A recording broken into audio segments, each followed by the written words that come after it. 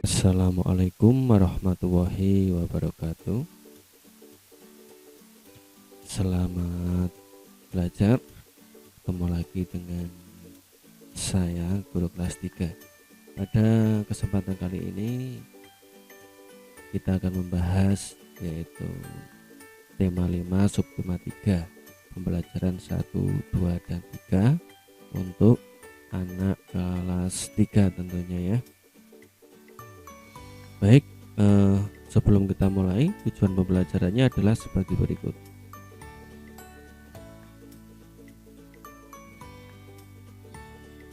Terima kasih sudah dibaca. Langsung ke materi. Informasi dapat ditemukan berdasarkan pokok pikiran setiap paragraf.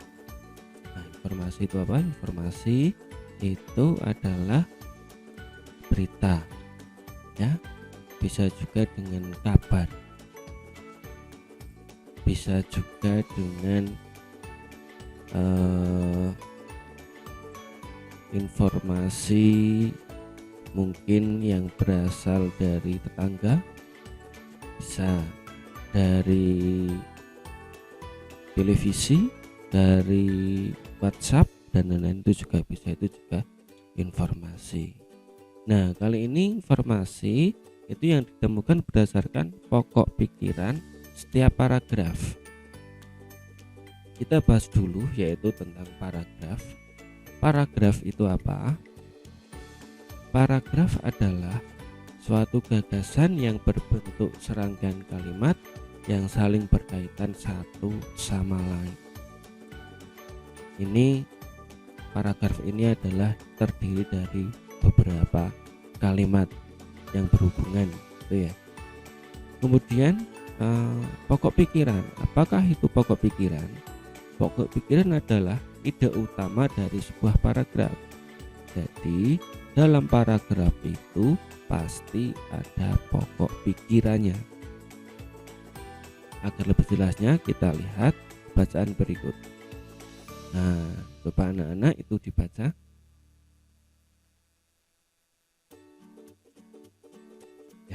Ya, dari bacaan ini itu kita lihat ada berapa paragraf, coba ada berapa paragraf ini ya. Ini ada 2 paragraf. Ini paragraf yang pertama dan ini paragraf yang kedua. Nah, paragraf ini tentunya ada pokok pikirannya. Nah, pokok pikirannya yang mana? Kita lihat pokok pikirannya.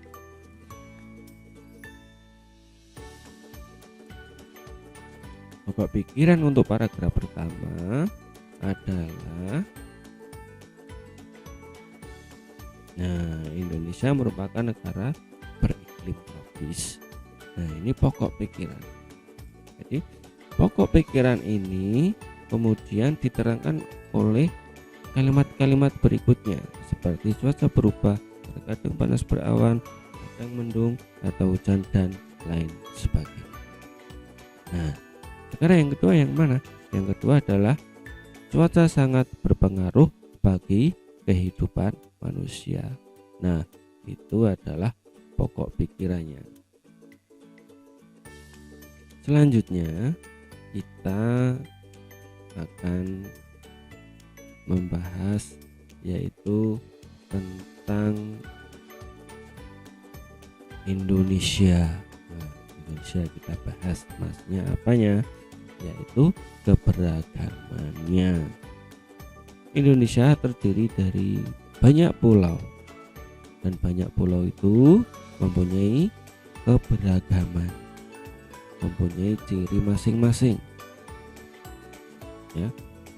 Pakaian adat, ada rumah adat, ada makanan khas, itu termasuk ciri dari keberagaman tersebut dari pulau-pulau yang berada di Indonesia. Tetapi dari keberagaman itu kita harus saling menghargai agar tetap saling rukun dan saling bersatu.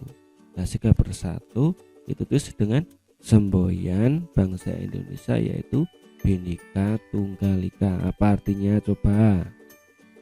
Ya tentunya kalian sudah tahu, yaitu Bhinneka Tunggal Ika adalah berbeda-beda tetapi tetap satu. Nah, perbedaan itu biar lebih terasa gitu ya, biar lebih bagus lagi, kita buat dalam bentuk poster. Nah, poster seperti ini.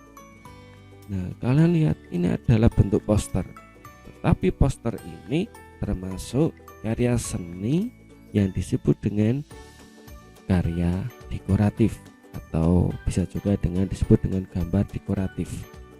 Nah, gambar dekoratif itu apa? Adalah gambar yang mempunyai permukaan atau gambar yang mempunyai motif-motif atau unsur-unsur garis, bidang, dan warna pada permukaannya agar lebih menarik. Nah, ini adalah gambar dekoratif. Unsur-unsur garis. Nah, tentunya menggambar harus dengan garis. Di sini ada garis tepinya. Ya, bidang itu adalah alat yang digunakan untuk menggambar karya dekoratif ini, dan warna-warna. Nah, warna ini adalah untuk mempercantik dari gambar dekoratif tersebut ya.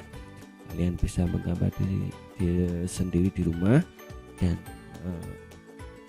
mungkin ditempel, bisa juga dikirim kepada guru kalian ya. Itu menjadi kegiatan pada masa-masa sekolah seperti ini, agar kalian mempunyai kesibukan di rumah. Nah, kita akan mempelajari tentang gerak kelinci. Bagaimanakah gerak kelinci? Nah, sebelumnya kalian pasti sudah melihat kelinci itu seperti apa, dan larinya juga seperti apa, kalian pasti sudah melihat ya. Nah, kita bisa peragakan. Caranya bagaimana? Yaitu dengan berdiri tegak, tangan diayunkan ke belakang, dorong badan ke depan, bungkukkan tubuh sambil menekankan lutut.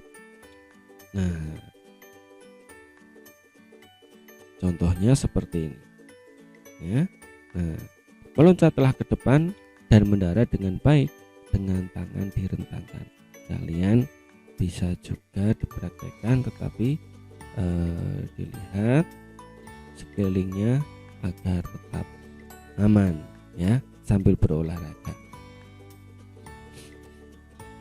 Untuk berikutnya yaitu tentang penjumlahan pecahan. Nah, penjumlahan pecahan di sini yang Pak Guru bahas yaitu tentang penjumlahan pecahan dengan berpenyebut sama ya. Kemarin sudah kita pelajari bahwa pecahan itu terdiri dari pembilang, yaitu pada angka atas yang di sini disimbolkan dengan huruf A, kemudian yang bawah disebut dengan penyebut, dan di sini hurufnya adalah B. Mungkin lebih jelasnya kan kita lihat contoh dari penjumlahan berpenyebut sama. 3/5 ditambah 1/5. Kalian lihat di situ penyebutnya sudah sama, 5 dan 5, maka yang kalian jumlahkan itu yang 3 ditambah 1. Berapa? 3 ditambah 1 sama dengan 4.